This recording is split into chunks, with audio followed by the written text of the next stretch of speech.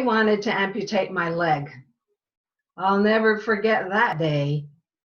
My husband told how the surgeon came out of the operating room where he had gone to remove a tumor from my leg, and tears were running down his face because he knew me. And he said, Jerry, we're going to be lucky if all she loses is her leg. Because you see, he felt confident that the hard nut that had shown up on my foot looked like cancer, felt like cancer, acted like cancer. And that was the big C word that he was afraid of. And so while he had me under anesthesia, he said, I want to amputate her leg because she could lose her life right now. Well, you can imagine what went through my husband's mind and what went through my mind when I came up out of anesthesia.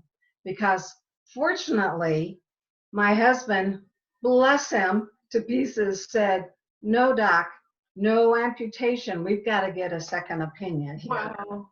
So it's like, oh no, we can't do this. And when he told me what the doctor had said, of course, I immediately went into what if? What if I have to go around in a wheelchair the rest of my life? What if I do lose my leg? What is my life going to be like? And I was consumed by the what ifs. And that's just like what we can be now. We can be consumed by the what ifs. What if I get sick? What if I die? What if I lose my job? What if? The what ifs can go on forever and ever and ever. Yeah, absolutely. You heard some other what ifs, Ana-Christina? So, I mean, I'm just remembering when this first started, that first week to 10 days, I was, especially the first week, I was glued to my phone and checking on the updates, and I was getting too much of the, what I want to say, negative or death words, right? We can speak life with our mouths, we can speak life in our thoughts, or we can speak death.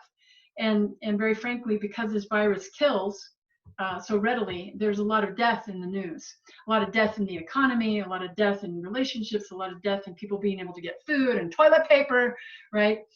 And it was just that negative stuff, and it's so easy to go down that spiral.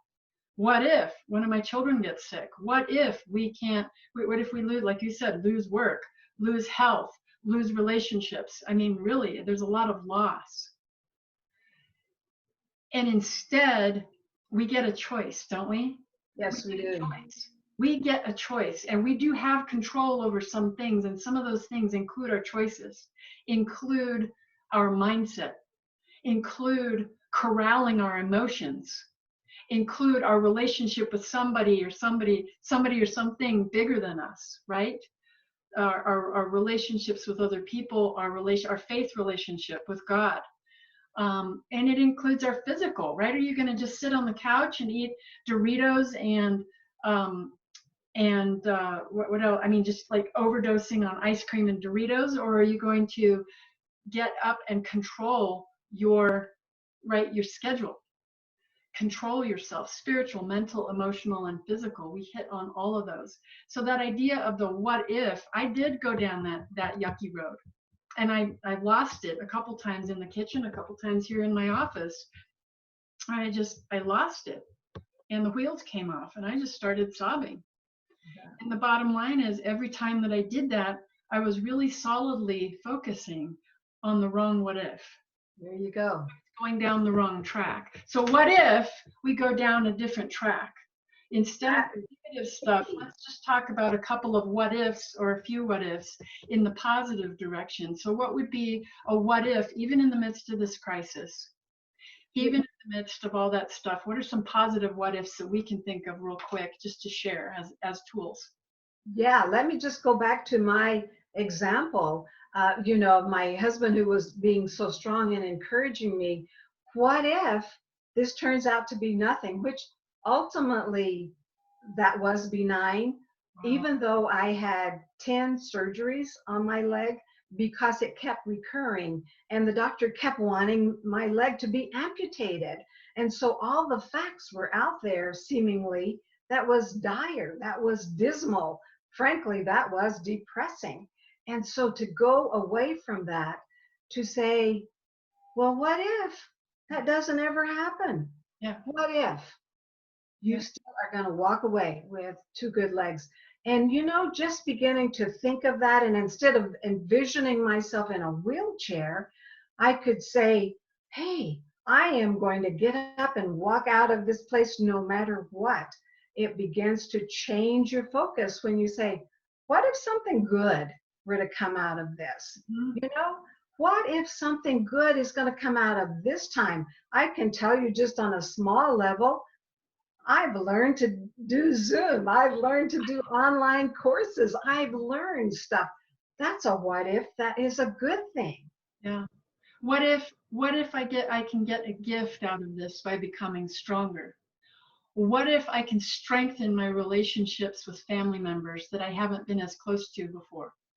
What if I take a little bit of time to rest? And we were talking before these sessions that you and I have actually gotten a little bit busier. Other times, other people have total downtime. They've lost their job. They've lost their work. Other people are working like crazy on the front lines. So there's this spectrum of experience during this quarantine, during this lockdown. There's a spectrum of experience. And within that, we can still ask what if and move into a more positive, more optimistic track and say, what if? That is right. Do you know one of the things that we had done pre this virus crisis pandemic is that we were all running, but we were all running in our own separate directions. I remember we would have neighbors around us, but we didn't even know their names. And we'd perhaps wave, but that would be about it. And what if we got better connected with our neighbors? We wound up having a great conversation 6 feet away, of course, with a couple across the street. And I know that now we'll be able to keep that connection. We know their names. We know what they do. We've been able to connect.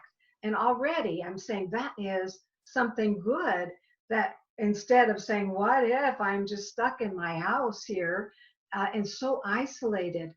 What if you looked for opportunities to do good? Ooh, What if you looked for opportunities to share? Yeah. What if you did what you could do to make the world a better place during this time? What if you strengthened some coping skills? Whoa. What if you got some new coping skills? What if you were able to pass those on and share those to your loved ones? What if, in the right direction? This is Ana-Christina, the coach, TOOLSOFHOPE.com. And this is Barbara Russell, the counselor at BarbaraRussell.com. We invite you to join the coach and the counselor for some more chats like this, and we will share with you what we have learned. It's crisis coping to feel better, faster. God bless you, your family, and the work of your hands. Amen.